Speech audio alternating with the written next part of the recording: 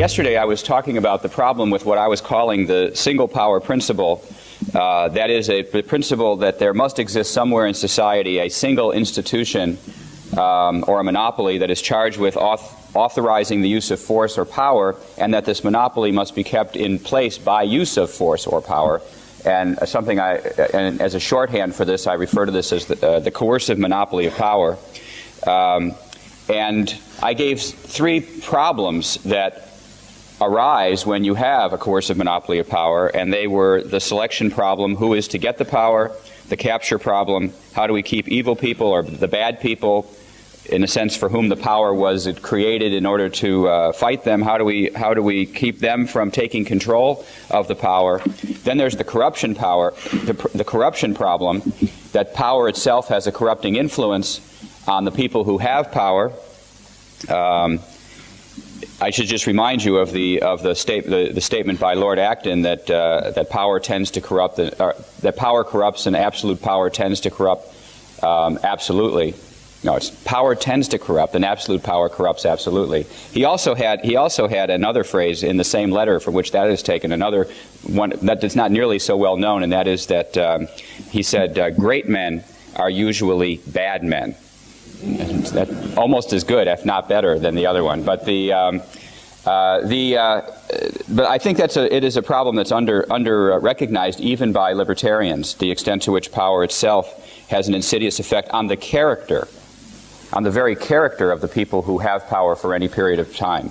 Then the last problem, which I think is the most serious of all the problems, is this legitimacy problem, that it gives an undue, unwarranted legitimacy to the people who are in possession of this monopoly because people believe that the monopoly is so important.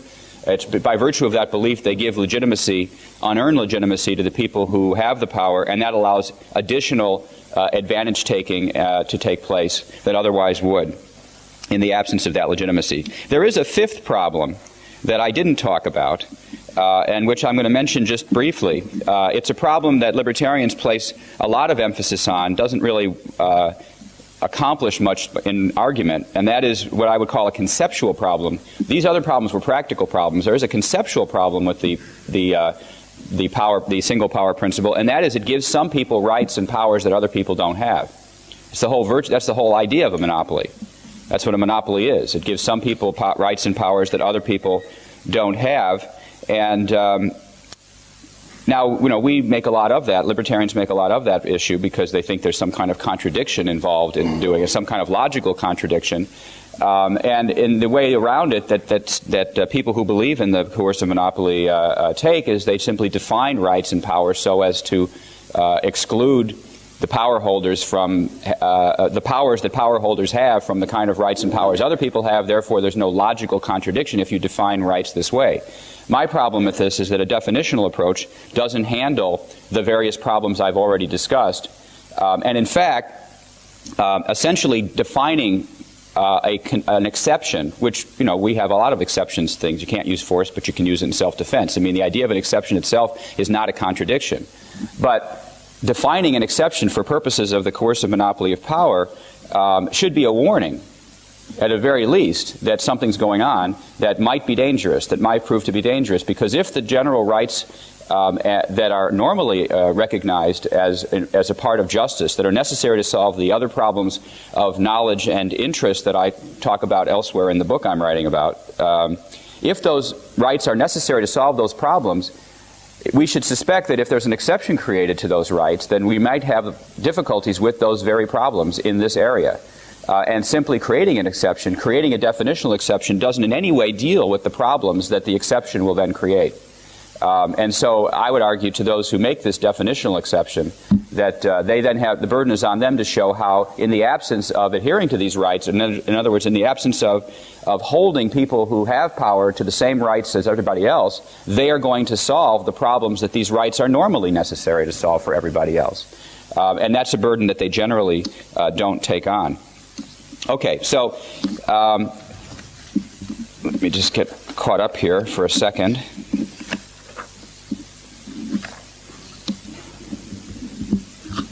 I have my notes a little bit out of order. Okay, so that would be the last problem, and And now let me talk a little bit. I'm going to get back to that in a minute, because what I'm going to essentially propose is that people who hold power for purposes of enforcement and adjudication are held to the same principles as everybody else, the same principles of justice, and I'm going to say what that entails in a minute. But let me just talk for a minute about, as I said I was going to do yesterday, about the constitutional constraints that have been devised primarily by classical liberals. Classical liberals may not have understood the problem of power better than the left or the right, but they certainly have taken it more seriously, insofar as over the centuries they have developed ways of trying to constrain or shackle power so as to protect the people from enforcement abuse as well as enforcement error. And I want to talk about a few of the techniques that have been evolved. These are all perfectly familiar to you. I'm just reminding you of them because I think that each one of them, although imperfect, highly imperfect, they were better than nothing, and they represent fundamental principles that could be better put into effect than I think they have been. The first technique that was used, or not the first in time, but the first I'm going to discuss, is what we might call decision-making by balloting or voting. Decision-making by balloting or voting. And the idea here, the strategy here, is that once you've created this privileged monopoly of power, the real problem with it is that it has powers and rights that you're not allowed to have, that regular people are not allowed to have. What decision-making by balloting or voting attempts to do is to establish some kind of reciprocity, some kind of reciprocal relationship between those who hold the power and those who are the subjects of the power, something that otherwise you wouldn't have. So in that sense, it's a good move. The problem with the coercive monopoly of power is essentially is non-reciprocal. Those people have powers you don't have. So we try to establish some notion of reciprocity by giving the people who are the subject of the power their own powers in some sense to control or to remove from power those people who hold power. And it is a step in the right direction, given the fact that it is a measure of reciprocity that otherwise would not exist. But there are serious problems with it, or serious deficiencies with balloting or voting as a means of establishing reciprocity. The first is what I would call a knowledge problem. That is, it assumes that voters can be sufficiently informed about matters of enforcement to have knowledgeable opinions as to how they should be used, or how they in fact are being used. It assumes that they know enough about candidates who run for office to make an intelligent choice among them. It assumes they can monitor the performance of the rulers closely enough to hold them accountable for any enforcement abuse. And finally, the choices that are provided by an electoral system when you have to choose between, Tweedledum and Tweedledummer are simply too general to enable knowledgeable expressions of opinion or genuine constraint. That is, you are given extremely wholesale choices between two different, say, parties. Maybe there'll be three, but generally two different parties. And each party represents a whole series of issues, a very special combination, no particular logical affinity from one to the other. And you have to choose this whole range of positions versus this whole range of positions. And you don't have an opportunity to knowledgeably say, well, I want this and I want this. And in different pieces of it. You're just not given that choice within the system. Those are knowledge problems that are associated with voting. There is also an incentive problem associated with voting, and that is that it gives the people a system of periodic elections, which of course is what you want, except I suppose we don't have that for judges, but we have that for other kinds of rulers.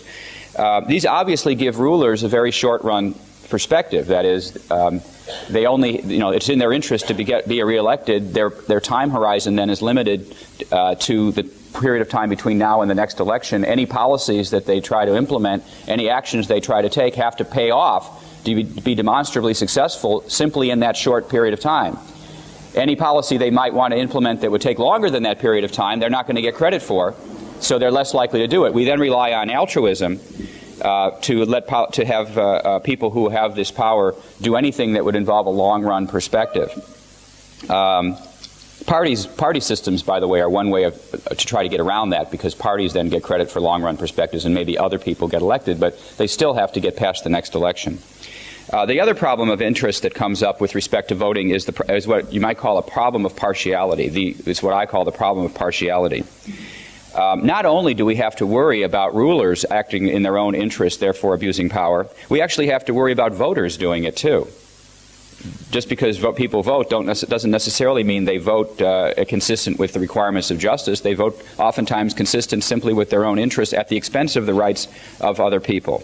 The majority can be expected, sooner or later, to vote out of a corrupt or advantage-taking purposes of their own. It's exactly what interest group politics is all about.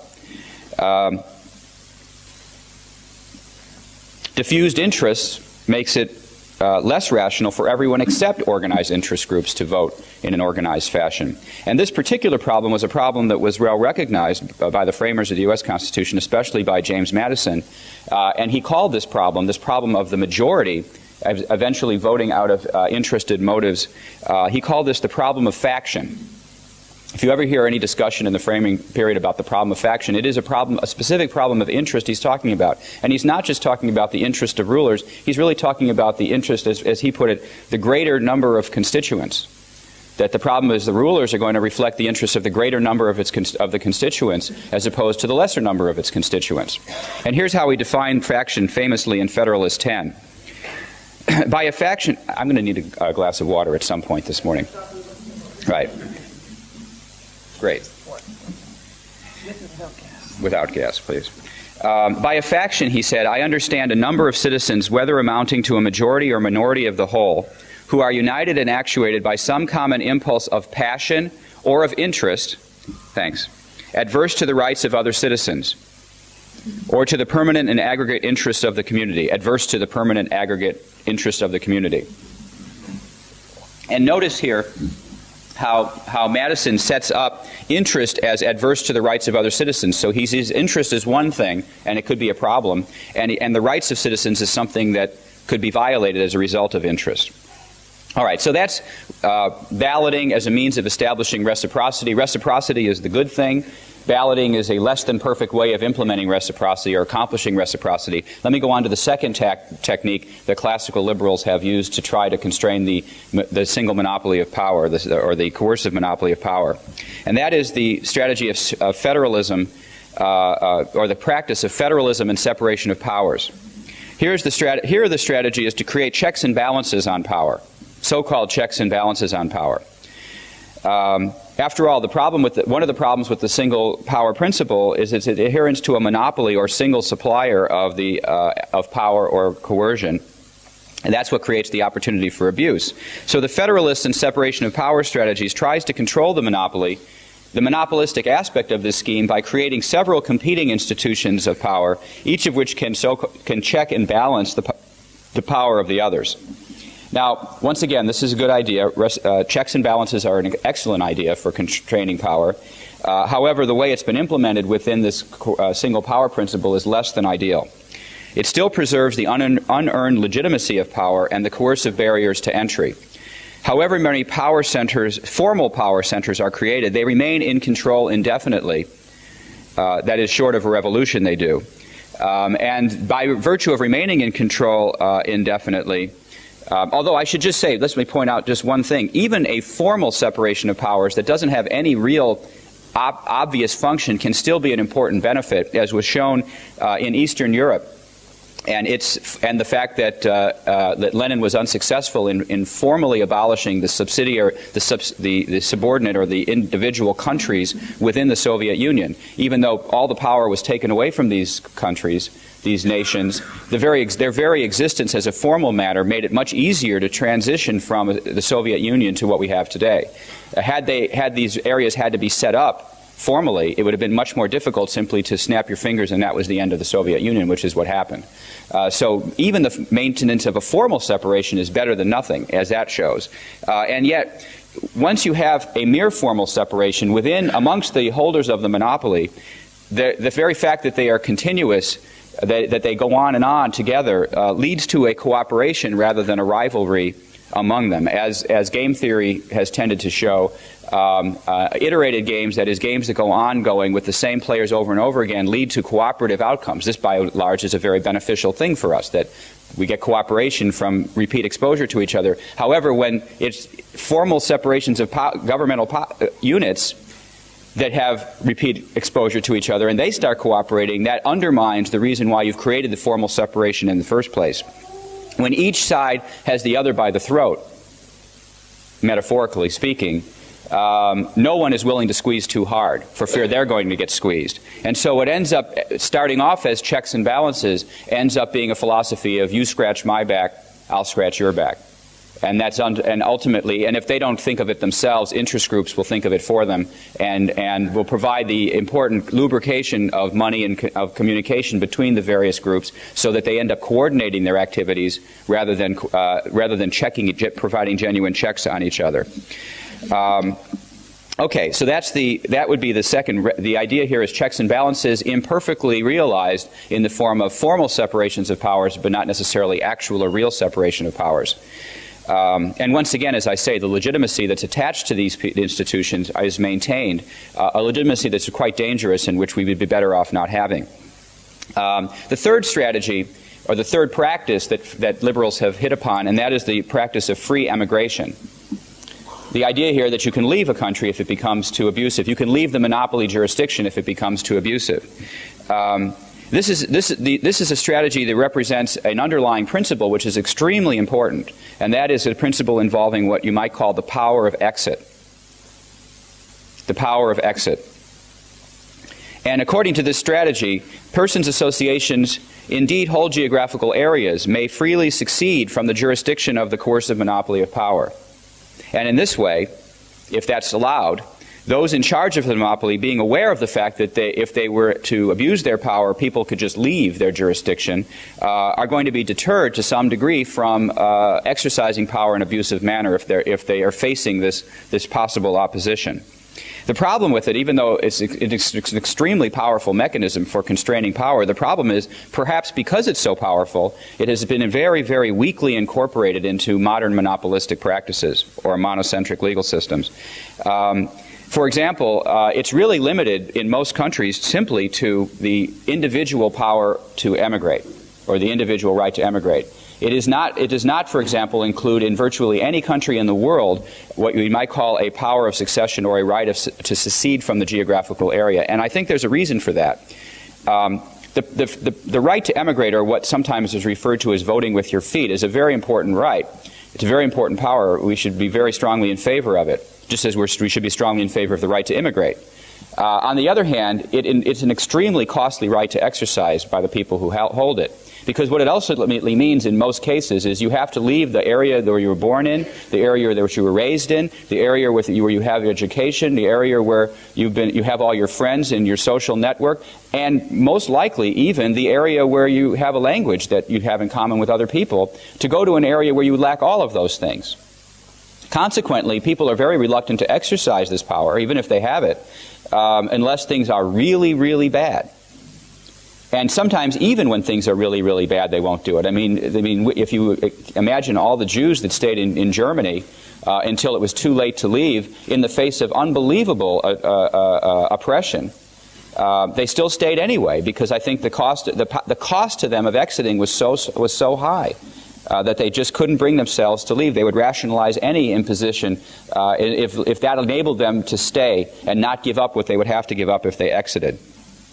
Now, because the power of exit is so costly, if it's only exercised by means of simply emigrating, there's another way of doing it that lowers the cost considerably, and for that reason it's usually denied, and that is a power of secession. The reason why secession is a power of exit that has a much lower cost is you don't have to leave home to exercise it. You basically take your home with you. Everybody around you goes. And therefore, you don't have to leave your language community, you don't have to leave your physical your area, you don't have to leave your home, you just leave the jurisdiction. And because that's a much easier thing to do, I think it's one of the reasons why that power or that right is not given to us. There's another reason why it's not given to us, or it's not generally recognized. In fact, the only place where it was formally recognized, and I know this only because there's only one book on secession that I'm aware of. It's a book that was by Alan Buchanan, was published in the last few years. And in that book he claimed that and it was written before, I think it came out before the fall of the Soviet Union. He said the only place in the world where the right of secession was formally recognized in any constitution was in the Soviet Union, when the Baltic states had a formal right of secession in the Constitution, which was never granted, but it was actually listed there. No other jurisdiction, according to Alan Buchanan, has such a right recognized. And there are some reasons for it. There are some costs of secession, and that is that if a geographical area secedes, there's going to be people within that geographical area who themselves may not want to secede. And they're taken with the group. Even though they become a minority group, they may have been a majority in the other group, now they're a minority in this group. They don't want to leave, they've got to go too, because the whole territory's going. And that's often used as an objection to secession, and it's not one we should disregard lightly. So the right to secede, I think, is the power of exit, which is what I'm really talking about, is the underlying principle, is an extremely important constraint on the exercise of power, but it's only been weakly put into effect in any system. And if we were to have a better system, it would be a system that would allow low-cost exit without having the problem of group exits that would take people out of the system they otherwise are happy with because they don't want to leave, and now they have to leave only because of where they happen to be relative to the other people that want to leave. And how are we going to do that? Now, what is the alternative to the single power principle? And that's what the rest of my talk is going to be about. The idea here, what we want to do is we want to achieve reciprocity, we want to achieve checks and balances, and we want to achieve a power of exit within not a monocentric regime, which is what the coercive monopoly of power represents. Monocentric means a single center, but a polycentric regime that has many centers. We want to do that, and I submit that we will be able to do that if we simply make two small changes, two tiny little insignificant changes in our current principles of justice, or our current, I refer to these as two itsy-bitsy, teeny-weeny changes. You just make these two little changes. If everything that exists right now is perfectly satisfactory, if everybody's very happy with what we've got, nothing will have to change.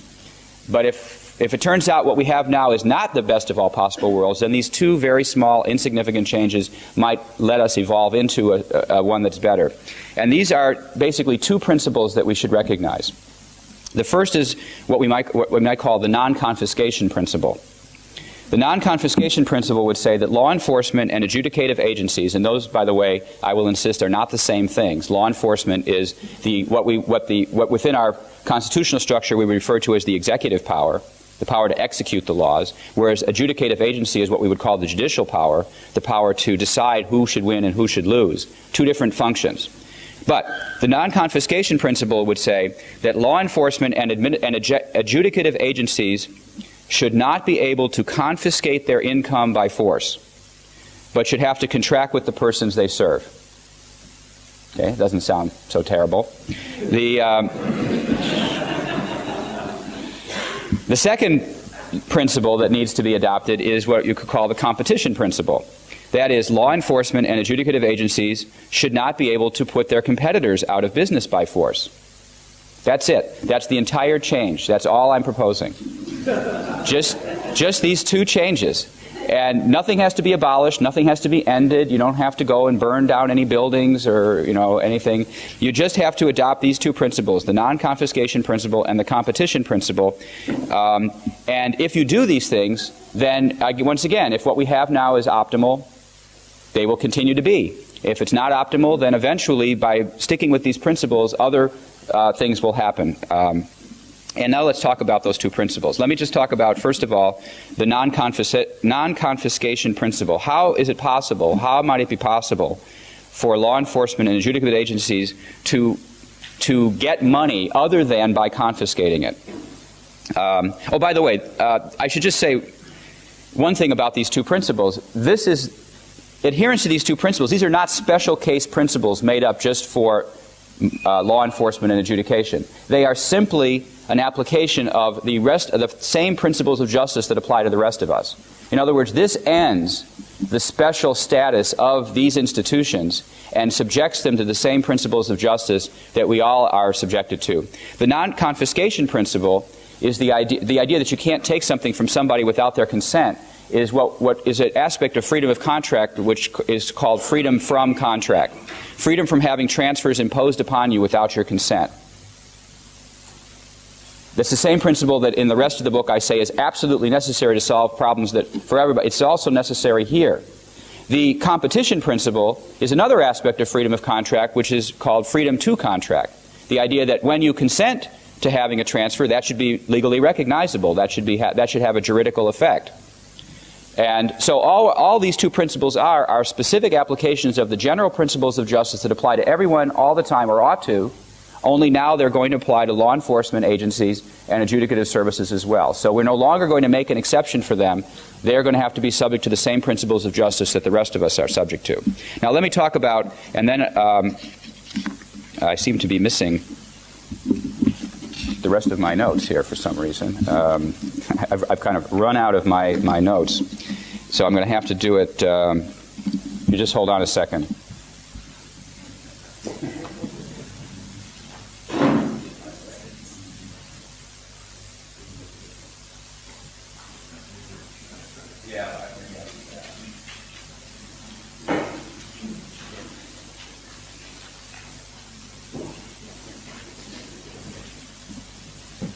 Well, that's never happened before. I'm just going to open up to the chapter of the book that I have included in the readings here, just so I have something to follow along on.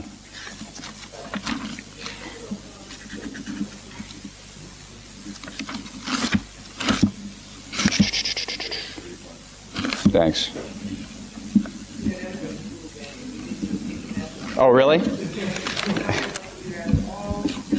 Okay. All right, well, maybe I can keep it up. All right, let me talk about the first aspect first, which is the decentralized constraints on power, the idea that you're going to have non-coercive funding, non-confiscation of income. Once again, this is an application of what I call, what has been called, not just me, freedom from contract. Consumers of law enforcement and adjudicative services should not be compelled to transfer resources to another, including to law enforcement, without having their manifested consent to the transfer. Now, the first thing that this will help us do is address what we would call the knowledge, what I'm calling elsewhere the knowledge problem. The whole purpose for freedom of contract, not the whole purpose, but one of the important purposes played by freedom of contract is it allows knowledgeable choices to be made, and it allows the knowledge of some to be incorporated into the decisions of others by means of prices. If we could have all kinds of prices, I mean, prices are not the problem, but without freedom of contract, prices won't reflect the knowledge of the people that people have that are dispersed throughout society. It's only because people can withhold their consent to a transfer that when they end up agreeing to a transfer at a particular price, that price has meaning. And then that meaning is transmitted through the economy, through the society, to other people. So the price ends up being an encapsulator, an encoded form of information, and it's only informative because of the rights of freedom of contract that are recognized in the first instance for the very first transfer. We lack all of that with respect to adjudicative services and enforcement agencies, and where we do have the idea of freedom of contract extended to that area, then we would have access to the information that would bring about. Because we lack prices and we lack information, if for no other reason, even if they are good-hearted, monopoly law enforcement and adjudication services are hopelessly unresponsive to consumer needs and desires. I mean, just think of it for a minute. The people that have to go there, people who are consumers of these services, have to take off work to go down to the courthouse, as opposed to having businesses in the evening the way other businesses have. I mean, it wouldn't even occur. I mean, they now actually in Chicago have drug court in the evening because they have so many drug cases that they need to use the courtrooms all the time. But they didn't think about doing that for the purposes of the ordinary consumer. They only did that when it was necessitated by prohibition. So one of the things that the implementation of this freedom of contract idea here is it would actually provide an incentive and information to the people who are providing these services to be responsive to consumer demand in the ways that they are in other areas. It also addresses, and this is more relevant to what I was talking about earlier, the problem of interest.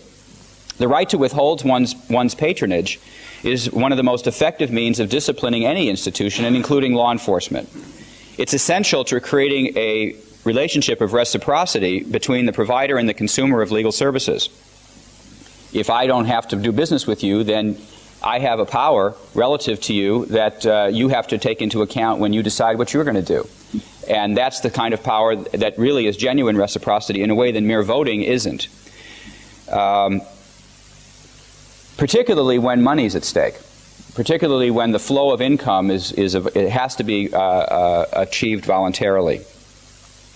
The fact that individuals and firms respond to these incentives in every other aspect of our life is well recognized. Human nature does not suddenly change when one gets a job providing law enforcement or adjudicative services, such that you no longer need that discipline or incentive.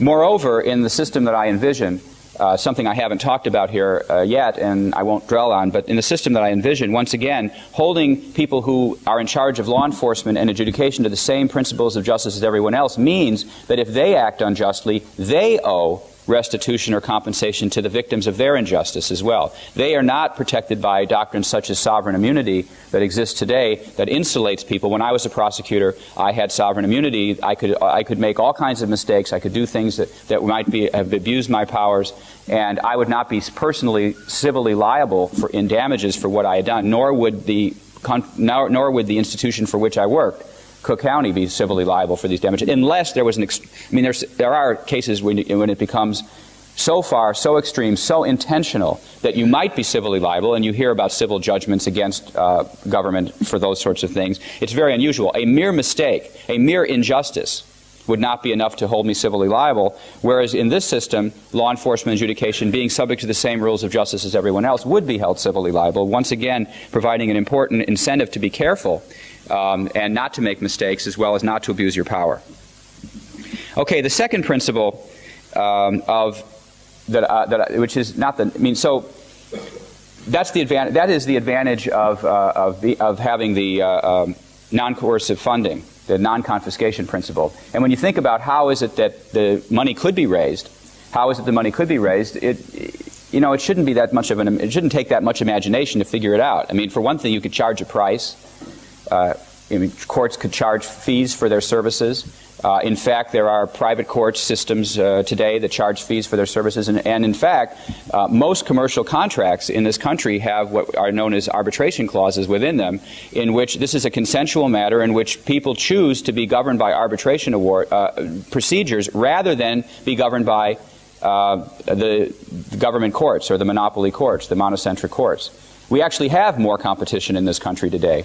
We're not in this country. We have more competition in the world today than people commonly recognize. They have an image in their mind, a fiction in their mind, that there is this vertical, completely hierarchical legal system that goes up to the top, and then, because there's somebody at the top making sure everything works at the bottom, everything's great. It's an image that people have in their mind. It isn't really what we really have. What we really have is an extremely diverse set of institutions, which I'll talk more about in a moment, but it includes the idea of having private arbitration, which, as I say, most commercial contracts have. The reason why most commercial contracts have that today, by most commercial contracts, I mean commercial contracts between big companies stipulate private arbitration. The reason they do is it's sometimes cheaper, it's usually cheaper to lose in private arbitration than to win your lawsuit in the government court system, because it takes so long to win, and you're never sure whether you're going to win or not going to win. By the time you win, it's too late. Arbitration is quick, and even if you lose, then you can go on. You can move on. You're not tied up for 6-7 years. You're tied up for 6 months. You're tied up for less than 6 months. You can go on and say, okay, fine, I lost, but let's move on. Something you're not able to do once you're sucked into the government system. And therefore, I once read an interview with the then president of Sony, who said it would be crazy for us to ever enter into a contract that didn't have private arbitration. We would just be stuck in that other system there. And since the 1940s, there's been a statute in the United States that allows this to happen, and in fact prevents courts from interfering with it, which is what the monopoly courts did for a long time. They struck these provisions from contracts as being unenforceable. Well, there actually was a statute that was passed that protects them, and that's why this right exists. It's a statutorily protected right, but it's a very important one. And what happens is, of course, the arbitrators charge for their services, which is the reason I brought up the subject in the first place. I mean, these arbitrators are usually private lawyers or private judges, and sometimes they're companies, firms, and they simply charge a fee for the cost of their services. And of course, the longer trials take, the more expensive it is, so people have an incentive to keep trials short, to simplify things, to stipulate, to agree to all the evidence that they can agree about, and only actually present evidence that's contested, because they have to pay an hourly rate for the use of the court system, and therefore they want to minimize the use of the court system, and that makes it easier for everybody to get into the court system that way. So it's certainly possible. I mean, there's a sort of a precept that you should live by when people question whether something is possible or not possible. And I know that when you're libertarians, people are always making that objection. You might say, that which exists is possible. So if you can actually If you can actually show that actually something actually happens now, then that should be at least some evidence that it's possible for it to happen. Okay. All right, so now let's talk about, let me talk a bit about the competition principle, the idea that you can't put your competitors out of business by force. This is the part that I seem to have left my notes back in the room for. This is an application of the idea of freedom to contract. The idea that when you actually reach an agreement with somebody, then other people should not be able to put you out of business by force. I mean, just because Lysander Spooner was mentioned earlier, as many of you know, Lysander Spooner started a post office. It's what he's most well known for in his hometown of Athol, Massachusetts, and he was put out of business by prosecution because he violated the express mail statutes that gave that proclaimed to give the government postal system a monopoly. Something, by the way, that's not mentioned in the U.S. Constitution. There is a postal power in the Constitution, but not a monopoly postal power. There was a monopoly postal power in the Articles of Confederation, but it wasn't put in the U.S. Constitution, and yet the government has always claimed a monopoly, and in that case, he was put out of business by force by prosecuting. Each act of delivering a letter was considered a separate offense, so he was prosecuted all over the place and was pleading with the government to consolidate this in some way so that it could be litigated on he could make a constitutional challenge that would go up, and he never was able to he ran out of money before that was possible. There's actually some reason to believe he would have been successful in that litigation based on the judicial outlook at the time, but it wasn't. This is the same principle operating here. If you were to, unless you have specific permission of the monopoly, like you do in private arbitration, with that statute I was talking about, you will be put out of business if you compete with them, particularly if you try to provide exactly the same service they're providing. And that is a violation of the freedom of contract, the freedom to contract that people should have with each other. Now, this would mean that if this were implemented, it would mean that instead of having what we would call a monocentric legal order in which there is the image of one center that controls everything, we would have a polycentric legal order. The term polycentric means many centers. It's a term that was originated or devised by a man named Michael Polanyi, a famous philosopher of science. And it was adopted from Michael Polanyi by Friedrich Hayek on the one hand, and also Lon Fuller, who was a famous jurisprudential thinker, on the other. In fact, some of the reasons why Fuller's jurisprudence and Hayek's are so similar is because they both were influenced by Polanyi in important respects, both with respect to the idea of polycentricity as well as tacit knowledge, is another concept Polanyi emphasized that both Fuller and Hayek picked up in their writings. A polycentric legal system, the idea of polycentrism is not simply that there are many centers. That's the first part of it, but also that these centers have to adjust to each other. There's an idea of a mutual adjustment that takes place, so that if a change happens in one place, change happens and coordination happens as a result of a mutual adjustment throughout the system. In fact, the image that Polanyi talks about is, imagine like you had a grid of points, like a net hanging down with each individual point. If you pulled at one of those points, connected by, let's say, fibers or something, connected by yarn, if you pull at one of those points, you'll find all the other points gradually readjust. The points nearer will readjust the most, the relationships, but as you get distant, they'll also be slightly affected by the pull at one place. That would be what he would think of as a polycentric order. And that would be what we would have in legal system instead of the monocentric order that we currently do. Now, of course, this seems to be a problem for many people because they think law and enforcement must be provided in a monocentric way. Lon Fuller wrote, when he was arguing in favor of what he called a horizontal or reciprocal concept of law, he said, "A possible objection to the view of law taken here is that it permits the existence of more than one legal system governing the same population. The answer is, of course," this is Fuller still writing, "the answer is, of course, that such multiple legal systems do exist and have in history been more common than unitary systems." Once again, that which exists is possible. Until recently, the Western legal tradition was largely polycentric and competitive in nature, and to a large degree still is. And this is a point that was extensively chronicled in a very important book by a man named Harold Berman. Harold Berman was also a Harvard Law School professor. I actually had him for legal history myself. I took a seminar from him. He's now a professor at Emory Law School after his retirement from Harvard. And he wrote this very, very important book called Law and Revolution, published by Harvard University Press. I think it was around 1983 it came out, but I'm not sure, maybe 1986. And in this very long book, he talks about the origin of the Western legal tradition, and one of the aspects of the Western legal tradition that makes the West different than the rest of the world, and by West, of course, he's speaking of Europe now, because this all happened before there was anything in the United States, before there was anything in America. And one of the aspects that distinguishes the Western legal system is what he calls legal pluralism. And here's what he says about legal pluralism in his book, Law and Revolution. Legal pluralism originated in the differentiation of the ecclesiastical polity from the secular polities. Laymen, though governed generally by secular law, were subject to ecclesiastical law and to the jurisdiction of the ecclesiastical courts. Ecclesiastical law means church-made law. It's the church courts, like you would have over there we saw yesterday in that separate nation state we went to. In matters of, they would be subject to ecclesiastical law and the jurisdiction of the ecclesiastical courts in matters of marriage and family relations, inheritance, spiritual crimes, contract relations where faith was pledged, and a number of other matters as well. Conversely, the clergy, though governed by canon law, were subject to secular law and to the jurisdiction of secular courts with respect to certain types of actions, certain types of property, certain types of crimes, certain types of property disputes, and the like. Secular law itself was divided into various competing types, including royal law, feudal law, manorial law, urban law, and mercantile law, each one represented by different actual systems of adjudication. The same person might be subject to the ecclesiastical courts in one type of case, the king's courts in another, his lord's courts in a third, the manorial courts in a fourth, a town court in a fifth, a merchant's court in a sixth. This all happened. This all was in existence for centuries.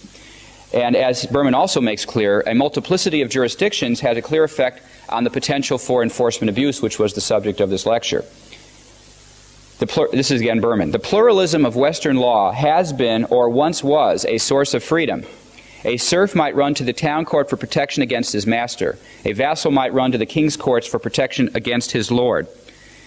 A cleric might run to the ecclesiastical court for protection against the king. And as I was already telling you, to some degree we have that system already. We have a system of multiplicity of jurisdictions.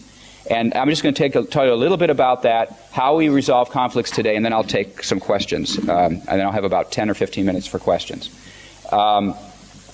We now have, we obviously in the world have many legal systems that are not governed by some super legal system on top of it. They're governed by some kind of mutual contractual relationships, what we call treaties, that exist between legal systems. These are the legal systems of different nation states. So you already live in a world in which there are multiple legal systems.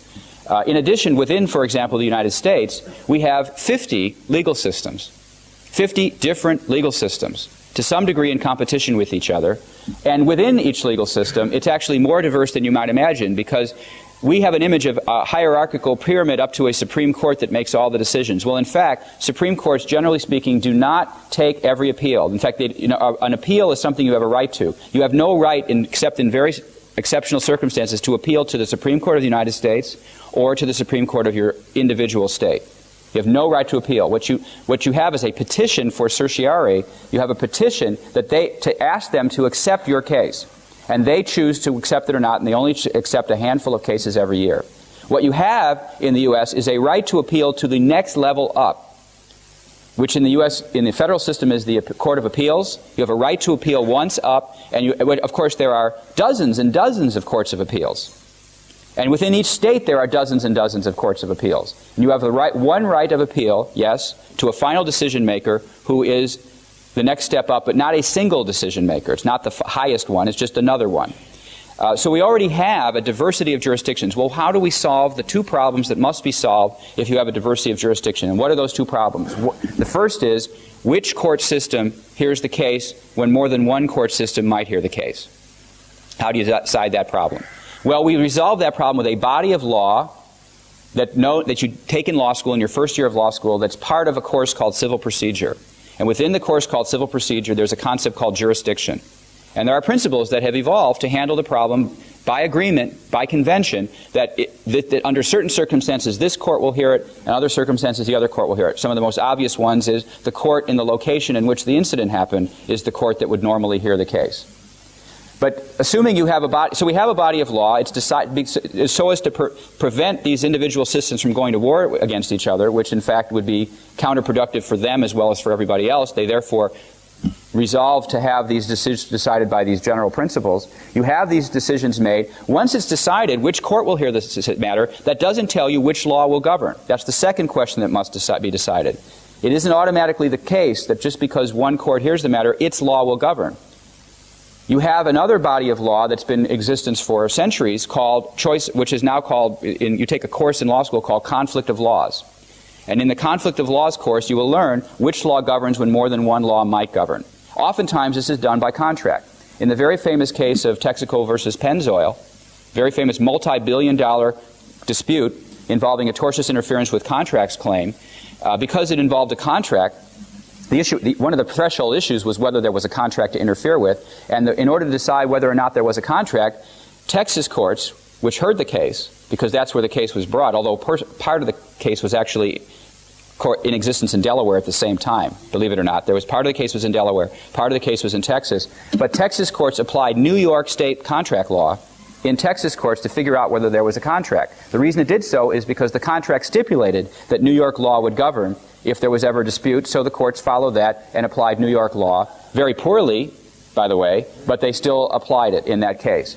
So that which exists is possible to exist, and we currently have a problem. We currently have the situation of competing jurisdictions, and therefore they are handled in this way by competing rules. And this is the very same way I think it would handle. Now, the only change that would come about as a result of the adherence to the competition principle and the non-confiscation principle is simply that the jurisdiction that you belong to would be a matter of choice, rather than a matter of where you choose to live. Now, you rent an apartment or you buy a house and you get the jurisdiction that goes along with it, like you get the government schools that go along with it. That's just a tying agreement. The two goods come together. There's no reason why that has to be the case. There's no reason why there's no particular advantage to that. Instead of saying you join one of these things, you choose to join one. In the very same way it used to be, where you sat, you had to have a certain long distance carrier if you were lived in a certain place. Now you can pick your long distance carriers. It hasn't been a terrible, terrible thing, and it seems quite feasible to do that. So that's really the only difference. Which one you belong to will be based on which one you choose to belong to, rather than where you happen to live. And then all the same ways of resolving jurisdictional conflicts would exist in this system as exists now. So I know that I've used up a lot of time getting to this point, and I would like to have spent more time on the practicalities of it, but I believe I have 5 minutes or so to take questions about how this system would work. And I know you